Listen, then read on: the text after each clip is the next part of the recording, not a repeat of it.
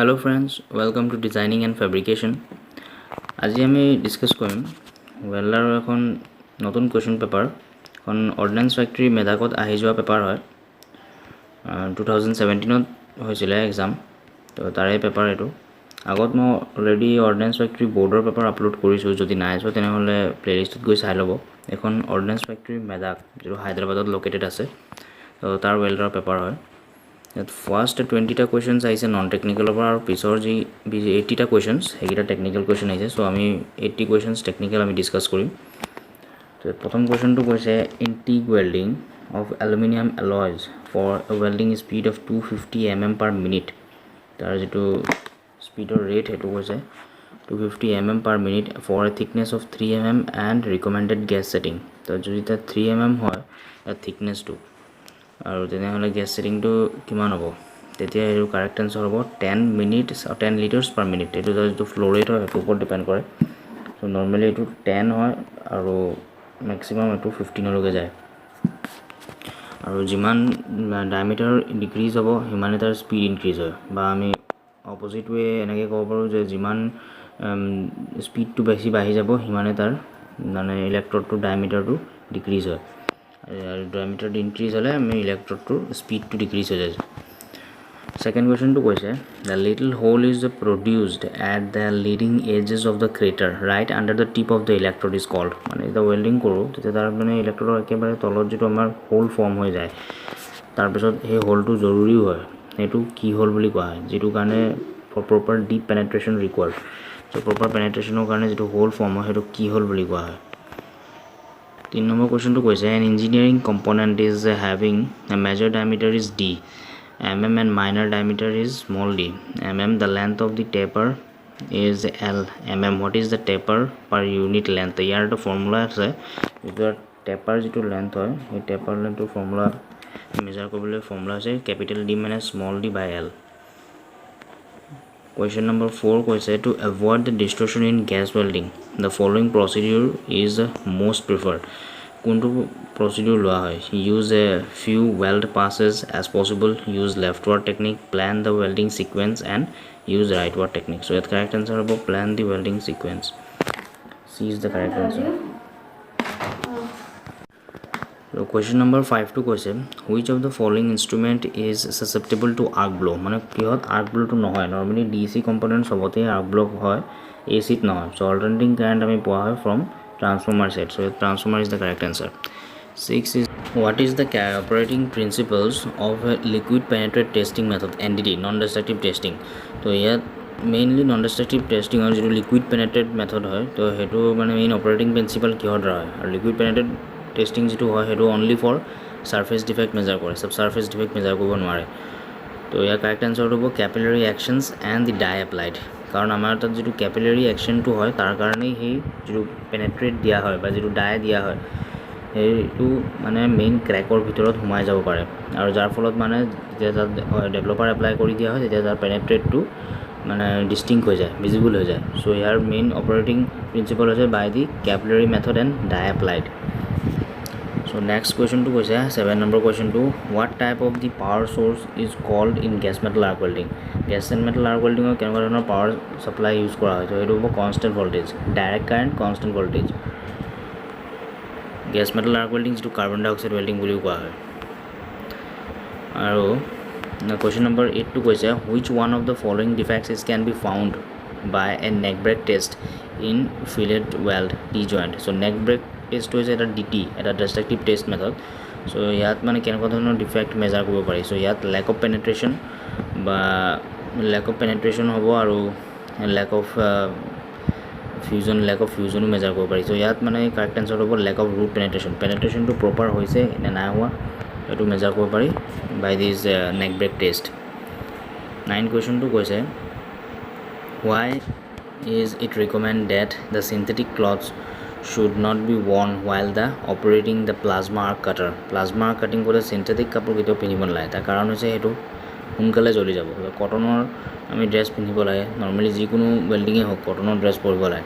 আৰু যদি synthetic কাপোৰ পিনা হয় এটো তৎক্ষণাত জ্বলি যাব সো ইয়াত কাৰেক্ট আনসাৰ হ'ব they are highly flammable so সোনকালে জ্বলি যোৱাৰ চান্স থাকে 10 নম্বৰ কোৱেশ্চনটো কৈছে the size of the nozzle is used in oxyacetylene cutting process is depends mainly on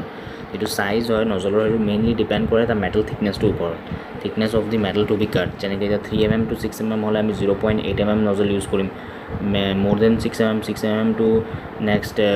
12 mm বা তাতকৈ বেছি হ'ল নেক্সট 6 mm to 12 mm হ'লে আমি 1.2 ইউজ কৰিম 12 mm to নেক্সট আকৌ যদি তাতকৈ যদি বেছি ইউজ হয় তেতিয়াহ'লে আমি নেক্সট আকৌ 1.6 mm ইউজ কৰিম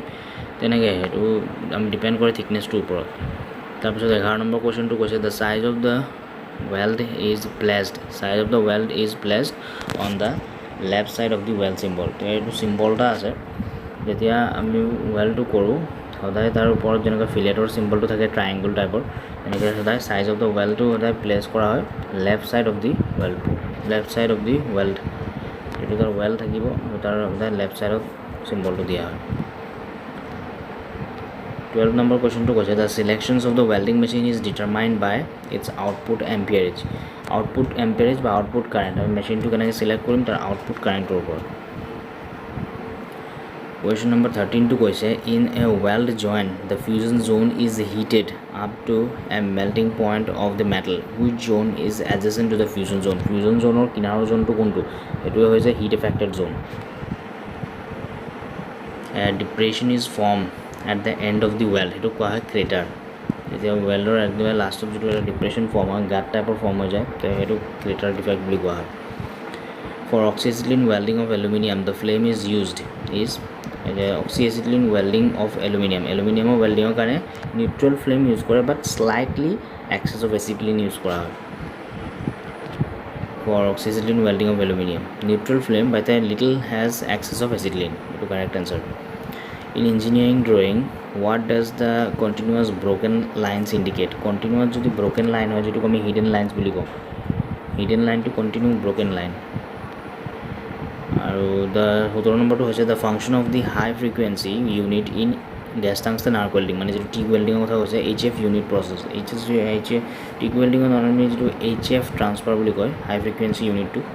তো এইটো মেইনলি কিয় ইউজ কৰে তো টু ইনিশিয়েট দি আৰ্ক মানে ষ্টাৰ্ট দি আৰ্কটোক ষ্টাৰ্ট কৰিবলৈ ইউজ কৰা হয় to initiate the arc without touching the electrode on the base metal and next কুৱেশ্যনটো কৈছে 18 নম্বৰ কুৱেশ্যনটো it is recommended to use the rightward welding technique if the mild steel plates welded are thickness more than 5 mm 5 mmতকৈ below' হ'লে আমি left ward use কৰোঁ আৰু যদি 5 mmতকৈ বেছি হয় তেতিয়াহ'লে আমি ৰাইট ৱাৰ্ড টেকনিক ইউজ কৰোঁ যিটো বেক হেণ্ড টেকনিক বুলি কোৱা হয় 19 কুৱেশ্যনটো কৈছে which one of the following elements has the highest influence on the metallurgical weldability of the steel so' এইটো কাৰেক্ট এনচাৰটো হ'ব কাৰ্বনত মেটেলাৰ্জিকেল মানে ৱেল্ডেবিলিটিটো আটাইতকৈ বেছি থাকে কাৰণ এটাও মেটেলত যদি কাৰ্বনৰ পৰিমাণটো বেছি হয় তেতিয়াহ'লে মেটেলটো নিজৰ যিটো তাৰ গুণ থাকে সেইটো বদলি হৈ যায় মানে যেনেকৈ এতিয়া মাইল্ড ষ্টিলত যিটো কাৰ্বন আছে সেইটো অলপমান যদি বেছি হৈ যায় তেতিয়া সেইটো মিডিয়াম কাৰ্বন ষ্টিল হৈ যাব তো মিডিয়াম কাৰ্বন ষ্টিলতকৈ যদি 0.6তকৈ অলপমান বেছি হৈ যায় তেতিয়াহ'লে সেইটো হাই কাৰ্বন ষ্টিল হৈ যাব চ' সেইটো ডিপেণ্ড কৰিব ফুল্লি কাৰ্বনৰ ওপৰত correct answer is carbon in arc welding eyes needs to protect against the infrared and ultraviolet these are the radiations এই ৰেডিয়েশ্যনৰ পৰা সদায় চকু বচাব লাগে 21 কুৱেশ্যনটো কৈছে the minimum acetylene gas pressures are required for high pressure gas cutting blow' pipe high pressure gas cutting লিকুইডত এচিটিলিনৰ প্ৰেছাৰটো কিন্তু একেই থাকে 0.15 kg/cm²। কেতিয়াবা এচিটিলিনৰ প্ৰেছাৰটো চেঞ্জ নহয় নিউট্ৰেল ফ্লেমৰ কাৰণেও এচিটিলিন 0.15 থাকে হাই প্ৰেছাৰ কাটিঙৰ কাৰণেও এচিটিলিনৰ প্ৰেছাৰটো একেই থাকিব 0.15 kg/cm²। একমাত্ৰ অক্সিজেনৰ প্ৰেছাৰটো চেঞ্জ হ'ব depends on its metal thickness 22 কুৱেশ্যনটো কৈছে an electric arc is hazards without proper eye protection because of the effect of the ৰেডিয়েশ্যনৰ কাৰণে আই প্ৰটেকশ্যন দৰকাৰ হয় 23 কুৱেশ্যনটো কৈছে name of the joint where the plates to be welded are placed in the same line দুটা same লাইনত ৰখা হয় সেইটো বাট ৱেল্ড বুলি কোৱা হয় বা বাট জইণ্ট বুলি কোৱা হয় 24 কুৱেশ্যনটো কৈছে which one of the following is not true about the globular ট্ৰান্সফাৰটো বহুত ৰেয়াৰলি ইউজ কৰা হয় সেইটো এটা ট্ৰান্সফাৰ প্ৰচেছ হয় ফ্ৰম গেছ মেটেল আৰ্ক ৱেল্ডিঙৰ কাৰণ এইটো spatter loss is more so' ইয়াত কৈছে it gives the less spatter so' এইটো not true wrong so' this the correct answer ইয়াৰ 25 কুৱেশ্যনটো কৈছে proper fusion of the weld bead is happens in the gas welding these favorable conditions: weld with a decreased filler rod angle, weld with increase the gap between the flame cone and the base plate, weld with increase the filler rod angle, and weld with uniform speed. So ইয়াত correct answer হ'ব uniform speed. Uniform speedত weld কৰিলে uniform bead হ'ব, a proper fusion form হ'ব. 26 question to কৈছে which one of the four modes of the metal transfer in gas metal arc welding is considered the least desirable? তাতকৈ কম যেটো use হয় সেইটো হৈছে globular transfer. তাৰপিছত কৈছে the metals to be welded are brought to a molten stage. Metals to be welded are brought in a molten stage. যেতিয়া গলি যায় যেটো সেইটো ষ্টেজত যেতিয়া গুচি আহে তাক কোৱা হয় fusion zone বা fusion welding. 28 question to কৈছে which of the following welding defects can be identified by the visual inspection? মানে চকুৰে দেখি আমি আইডেন্টিফাই কৰিব পাৰোঁ নৰ্মেলি যেটো সাৰফেস ডিফেক্ট হয় বা মিসলাইনমেন্ট অফ পাৰ্টস, কাৰণ lake of wall fusion, side wall fusion সেইবোৰ ভিতৰৰ ডিফেক্ট হয়, এইবিলাক আমি চকুৰে চাই ক'ব নোৱাৰোঁ. Slag inclusion, root defect in a T fillet joint, ৰুটটো মানে এইটো তাৰ ভিতৰত হ'ব, সেইটো ৰুট ডিফেক্টটো মানে ফাৰ্ষ্ট যেটো ৰুট ৰান মাৰা হয় তাত যদি কিবা ডিফেক্ট হয় সেইটো ইনসাইড ডিফেক্ট. ইনসাইডৰ আমি কোনো ডিফেক্ট আমি চকুৰে চাই ক'ব নোৱাৰোঁ, বাট মিসলাইনমেন্ট অফ পাৰ্টস মানে যদি প্ৰপাৰ এলাইনমেণ্টত নাই সেইটো আমি বাহিৰৰ পৰাই চাই ক'ব পাৰিম খালী চকুৰে. So C is the correct answer. 29 question to কৈছে excess amount of the well spatter in the carbon dioxide nozzle is due to the poor shielding. যদি shieldingটো proper নহয় তেতিয়াহ'লে তাত কাৰ্বন ডাই অক্সাইড স্পেটাৰটো বেছি হ'ব. 30 question to কৈছে in welding of the stainless steel what is the effect of the clamping of copper chill plates adjacent to the well? stainless steelত আমি copper chill plates কিয় দিয়া হয় যাতে এইটো বাকলিং নহওক, যাতে মানে তাৰ এইটো ডিষ্টৰ্শ্যনৰ ক্ষমতাটো বেছি থাকে. তো সেইটো ডিষ্টৰ্শ্যনৰ ক্ষমতাটো নহ'বৰ কাৰণে প্ৰপাৰ প্লেছত যাতে থাকে সেইটো কাৰণে আমি কপাৰ চিল প্লেটছ দিয়া হৈছে to reduce the buckling of the S sheet, stainless steel sheet.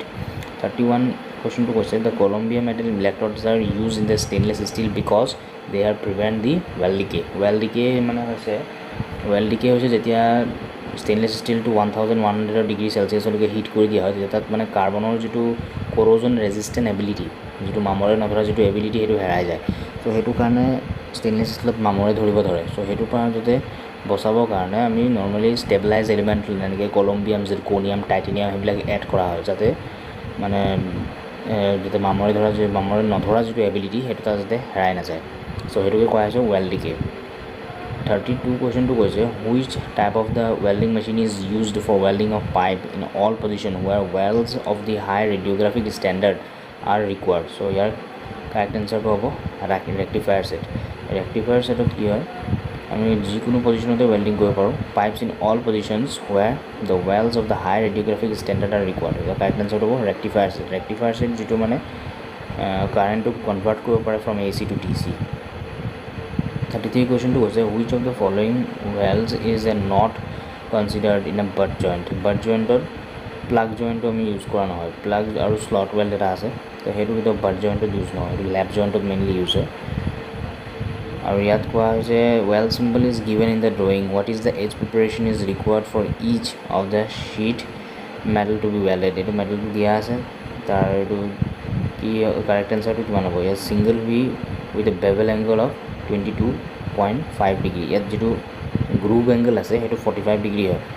আৰু বেভেল এংগল হৈছে মানে গ্ৰুভ এংগলটোৰ আধা. এফালে অকল মানে বেভেল কৰা হৈছে, দুটা বেভেল মিলি এটা গ্ৰুভ ফৰ্ম হয়, তো ইয়াৰ আধা কৰিলে 22.5 হ'ব. So' single V with a bevel angle of 22.5 degrees. 35 কুৱেশ্যনটো কৈছে in general the fillet weld should be 3/4 of the thickness of the metal plate. Metal প্লেটৰ 3/4 হ'ব লাগে. And heavy coated electrodes are normally suitable for welding in a flat position. The correct answer is flat position. 37 question to question 0 to 25 mm outside micrometer. Least count there is 0.01 and the thimble is having the 50 divisions and each divisions of the on the barrel indicates 0.5 mm. Then what is the pitch of the screw? Pitch of the screw used for the manufacturing these instruments. So here correct answer to hobo 0.5 mm. এতিয়া 0.5 mm টো কেনেকৈ পালোঁ সেইটো হ'ব, তো তাৰ যিটো least count দিয়া আছে 0.01 mm ইনটু ডিভিজনটো হ'ব. ডিভিজন কিমান? 50টা ডিভিজনছ কৰা হৈছে. চ' 50 ডিভিজনছ কৰা হৈছিলে, পাৰ ডিভিজনত মানে কিমানখিনি পিচ হ'ব সো হেতু কারেক্ট আনসারটো হ'ব 0.5 mm. The type of the flame is used for oxyacetylene welding of copper is neutral. সদায় ওয়েল্ডিং কৰোঁতে বা যদি আমি প্ৰিহিটিং কৰোঁ তেতিয়াহ'লে আমি সদায় নিউট্ৰেল ফ্লেমেই ইউজ কৰোঁ আৰু কপাৰ ৱেল্ডিঙৰ কাৰণেতো নিউট্ৰেল ফ্লেমেই দৰকাৰ নহ'লে যদি আমি ইয়াত কপাৰ ৱেল্ডিঙত আমি যদি অক্সিজেন বেছি ইউজ কৰোঁ তেতিয়া কিউপ্ৰাছ অক্সাইড হৈ যাব আৰু যদি এচিটিলিন বেছি কৰোঁ কপাৰ এচিটিলাইট হৈ যাব so' neutral flame is necessary 39 কুৱেশ্যনটো কৈছে the heat required for welding of the thermit welding process is generated because of chemical reaction thermit ৱেল্ডিংটো ফুল্লি কেমিকেল ৱেল্ডিং হয় য'ত আইৰণ অক্সাইড আৰু এলুমিনিয়াম পাউডাৰ ইউজ কৰা হয় 40 কুৱেশ্যনটো কৈছে in resistance welding if the current is double resistance ৱেল্ডিঙত যদি কাৰেণ্টটো ডাবল কৰি দিছে then the heating effect is become 4 times কাৰণ ৰেজিষ্টেঞ্চ ৱেল্ডিঙৰ ফৰ্মুলা হৈছে কি H is equal to I square into RT so' H is equal to I square into RT চ' তাত যদি কাৰেণ্ট ডাবল কৰি দিয়া হয় চ' তাৰ হিটটো হৈ যাব 4 গুণ 41 কুৱেশ্যনটো কৈছে a positive allowance is always a result in and clearance fit correct এনচাৰটো হ'ব ক্লিয়াৰেঞ্চ ফিট 42 কুৱেশ্যনটো কৈছে in DC welding the straight polarity is recommended for the direct current যিটো আছে ডাইৰেক্ট কাৰেণ্টত ষ্ট্ৰেইট পলাৰিটিটো ইউজ কৰা হয় ৰিভাৰ্ছ পলাৰিটিটো ইউজ কৰা হয় ষ্ট্ৰেইট পলাৰিটি মানে হৈছে ইলেক্ট্ৰড নেগেটিভ বেছ মেটেল পজিটিভ আৰু ৰিভাৰ্ছ পলাৰিটি মানে ইলেক্ট্ৰড পজিটিভ বেছ মেটেল নেগেটিভ তো ষ্ট্ৰেইট পলাৰিটি মেইনলি ইউজ কৰে যিবিলাক বেয়াৰ ইলেক্ট্ৰড বা লাইট কোটেড ইলেক্ট্ৰড চ' ইয়াত দিছে কাৰেক্ট এনচাৰটো হ'ব welding with light coated electrode so' friends আজিলৈ ইমানে আৰু আছে কুৱেশ্যনছ সেইখিনি আমি নেক্সট ভিডিঅ'ত আকৌ ডিছকাছ কৰিম চ' আগৰ ভিডিঅ'খিনি চাব আৰু যিমান পাৰে লাইক কৰিব শ্বেয়াৰ কৰিব ছাবস্ক্ৰাইব কৰিব থেংকছ ফৰ ৱাচিং